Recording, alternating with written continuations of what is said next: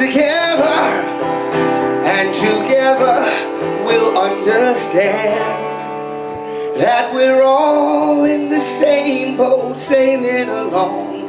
If we wanted to be here after we're gone, seal up the cracks, keep the hull strong. Let's save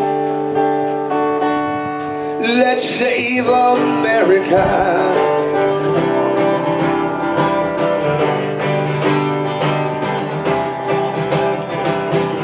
Storms are gonna be rough as we travel across the sea.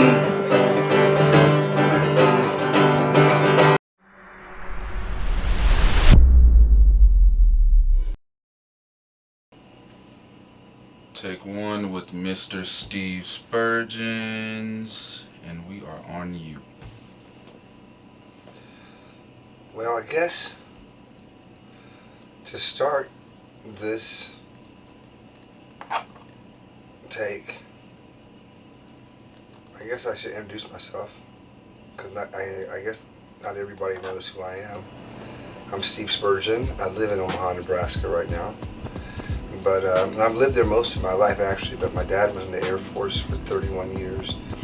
I was born in the Philippine Islands, and just had a lifetime of meeting so many different people and so many different environments. And our family's from South Carolina. My dad is the great grandson of a slave, so I'm a descendant of slaves on both sides of my family. And as I've watched how my dad lived his life and the decisions that he made, because he was one of the few in his family that chose to do something different and move away. And I guess that decision to move away really changed the course of our entire family's life. It opened up doors of opportunities, again, to travel, to meet different kinds of people, to where I really kind of see everybody as the same. You know, some people have more money than others, some people live in different environments than others, but everyone kind of pretty much is the same. They want to have a life where they don't have too much pushback on the things they want to do. They want to make enough money to pay their bills and to do a few things in life and to enjoy it. And they want to raise their families and have kids that, do better than they did, get educated and are able to achieve their dreams. And I felt like my mom and my dad really provided a foundation for me and my brothers and my sisters to do that. My dream coming up was to be a baseball player. There was always music in my house. My dad had a great voice. He's one of those crooners. He had the most beautiful voice that I have ever heard. From down to that low bass that was super clear, up to that falsetto that was beautiful and high and clear. And he would sing around the house all the time. But I never saw him. He never joined the choir at church. He never sang it. I never saw him sing in public one time. But I did at my wedding. I asked him to sing, so he did sing at my wedding, and that was the only time I ever saw him sing in public. But I never had the desire really to be a singer as far as professionally. I played baseball in high school. I was an all-state pitcher for my high school, and ended up playing baseball at the University of Nebraska in Lincoln, where I was all conference there. But when I was in college, one of the things that kind of got the music going again was I got in a band in college, and it was completely by accident. I lived in a dorm with a guy who was a drummer, and he wanted to play drums in this band as a tryout. They having an audition for him at this house, and he didn't have a car to take his drums over. And when I got there, I'm sitting on the couch. He got set up, and we're waiting for like a half hour, and their singer doesn't show up for practice. And of course, I really didn't want to be there, and I'm like, look, I'll sing, I'll help you try this guy out, So they played My Girl, was one of the songs by the Temptations. And everybody knows My Girl, so I grabbed the microphone, they started playing, I sang My Girl, I left. I didn't think any more of it. About 2 weeks later, I get a phone call from this band saying, "Hey Steve, their lead singer quit, and they wanted to know if I would be in the band." And so the band was called The Confidentials, and I sang in this band for 31 years. Those guys eventually faded out. My brother came in the band, and we were a duo in the band singing front in this band. But we were an 11-piece band with a full horn section, and we played some humongous events in Omaha. I've opened up for bands like Grand Funk Railroad, Kool The Gang, Starship. But it was a cover band. It was a lot of fun, no doubt. But I was always writing some music on the side. I had a little guitar. I'm not a great guitar player. I'm not a great piano player, but I always had been writing some songs. And the day after 9/11, I wrote a song called "Wake Up in the USA." 9/11, when 9/11 happened,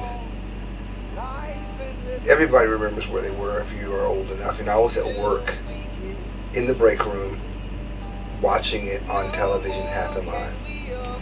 And it just struck me in such a way. It made me think about, my own life and how I got all this freedom in America to do what I want to do, and all I'm doing is trying to make some money, chasing how to, really serve my own self-interest for myself. But the truth of the matter is, as 9/11 showed us all that in a moment's time it could all be over. So what are we really using these freedoms that we have in America for? And the one thing 9/11 really did for people in this country, as far as I'm concerned, we say that the values that we share in America are God, family, and country. And it's usually when something tragic happens, it's like families get back together. You really discover who you are. And we did in America too that day, because for months after 9/11, people filled the churches looking for comfort from God, coming back to God. That kind of thing was just happening all over the place. And then you thought about, every single one of us either knew someone or knew someone who knew someone who lost a family member in those towers and those attacks. So it made you look at your own families more and think, wow, I'm so grateful that my family is still here. I still have these relationships. And then, of course, everywhere you looked, for a long, long time, American flags were flying off people's houses, cars, in the ground, in front of, everywhere you saw American flags, and it was again, God, family, and country. We really came to really hold on to those values that we have, and then we were able to see who really are the people, when it comes right down to it, would sacrifice their lives for us. As I was watching what was going on television, you'd see those firefighters and those first responders. They'd be right outside those buildings and getting ready to run up those stairs. And most of them had that feeling that I know I'm not going to come down, but they ran up there anyway. And then, I was a superhero freak growing up. I still loved the superhero movies. But when you think about what a superhero does, a superhero gives up everything that they really dream of doing to put themselves in a position to serve others, even if it means giving their life. And it's like these people put themselves on call to answer those calls when people are experiencing the most horrific times in their lives, and they show up to help, or to try to save them, or to save them, try to save them. Sometimes it don't always work out, but they see some things and experience some things that are so horrific, as a part of what they do every day. And they choose that purposely.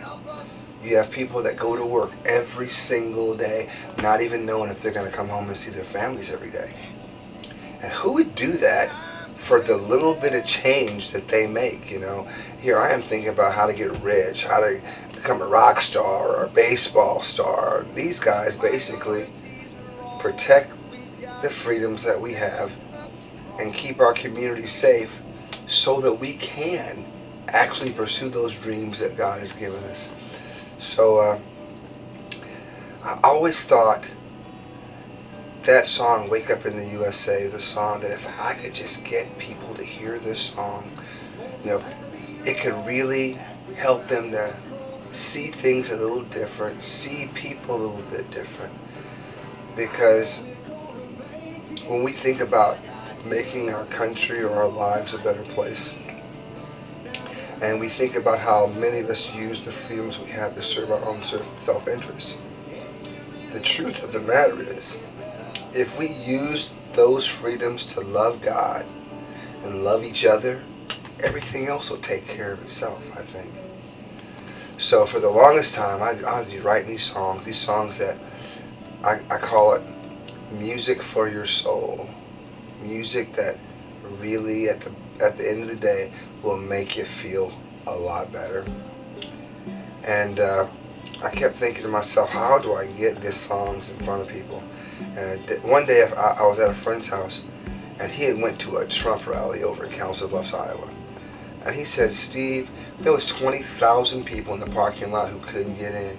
You should have took your American flag guitar over there. All the national media was there, and just went to the parking lot and played your songs.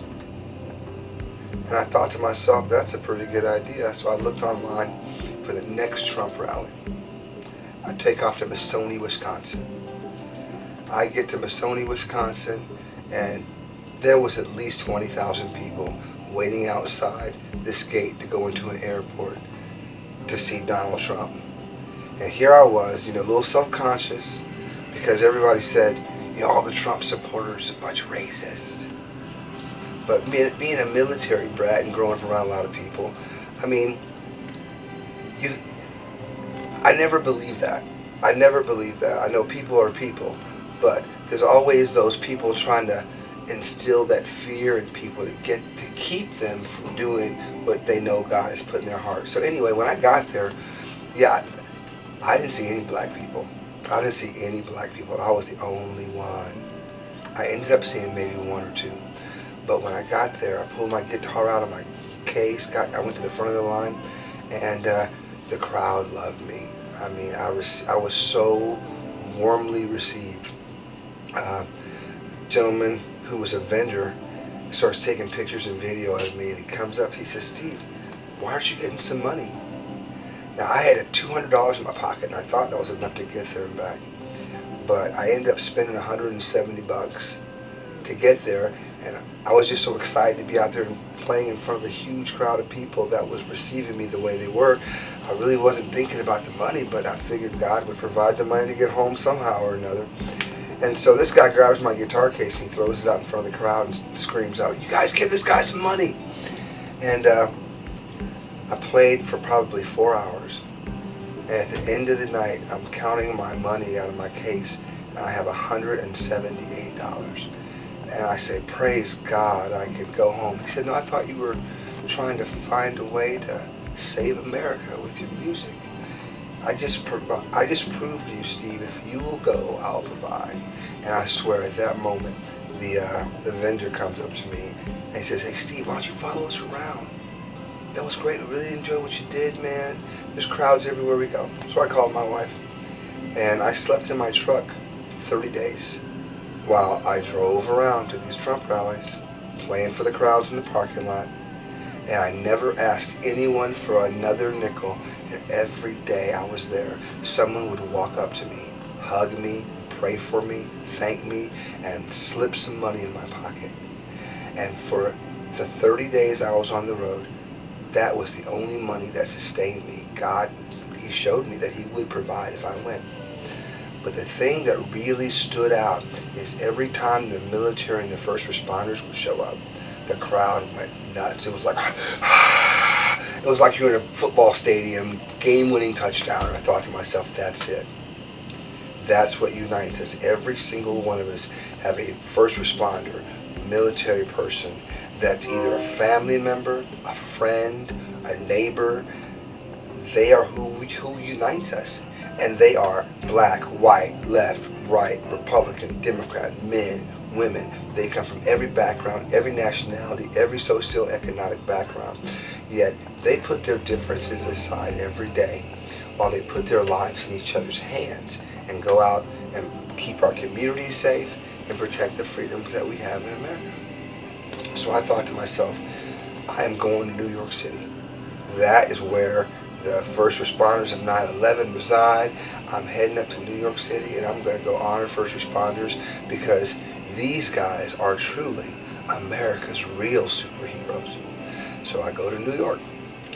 I stay with a friend in Middle Long Island and take the train to the city every day for about a week.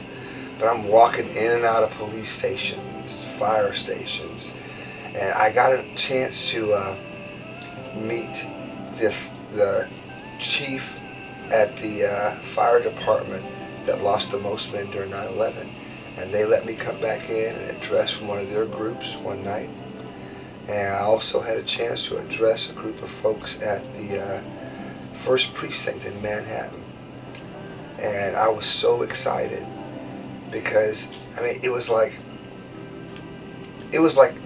divine intervention, because here's this black guy coming in to a police and fire station with a guitar over his shoulder, asking to speak to the chief or to your public information officer or your duty sergeant or your community affairs director, and they would give me this weird look, and then they would turn around and go get the person, and then I would be sitting in an office talking, sharing my story, and really connecting with these people in a special way.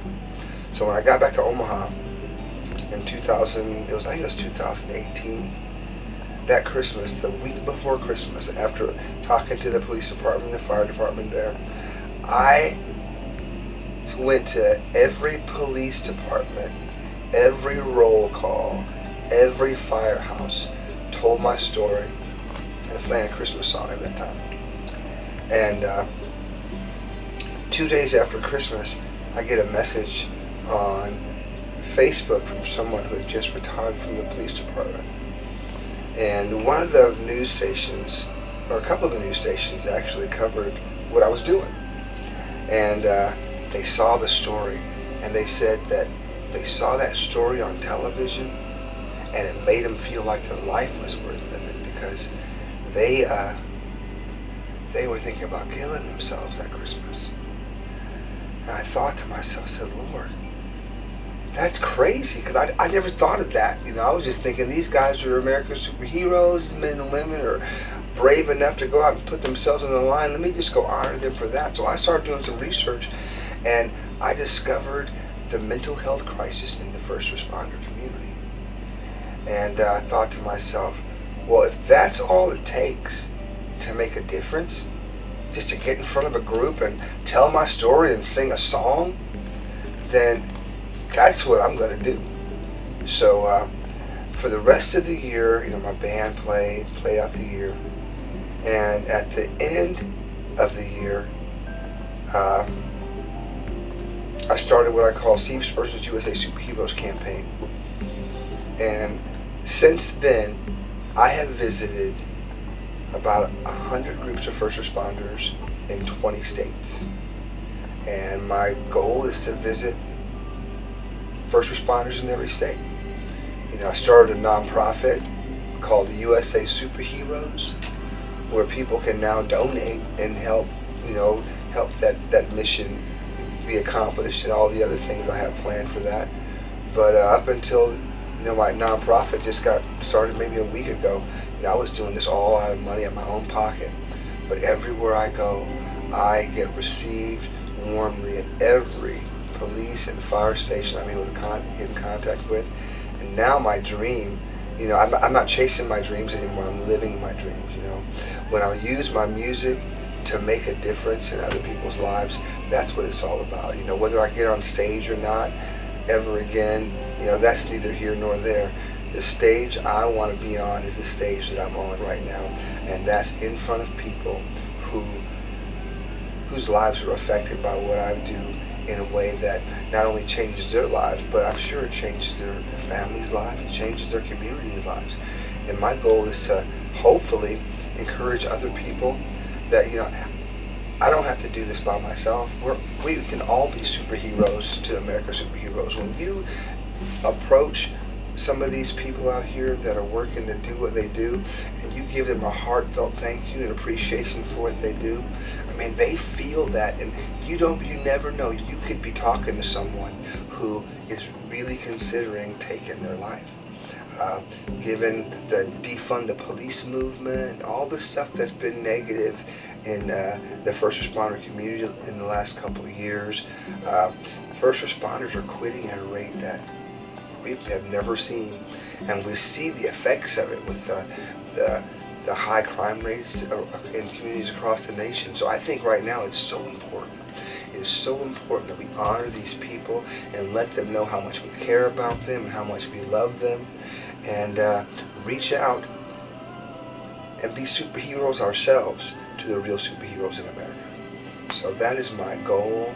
That is my mission, and I just hope people will help support that.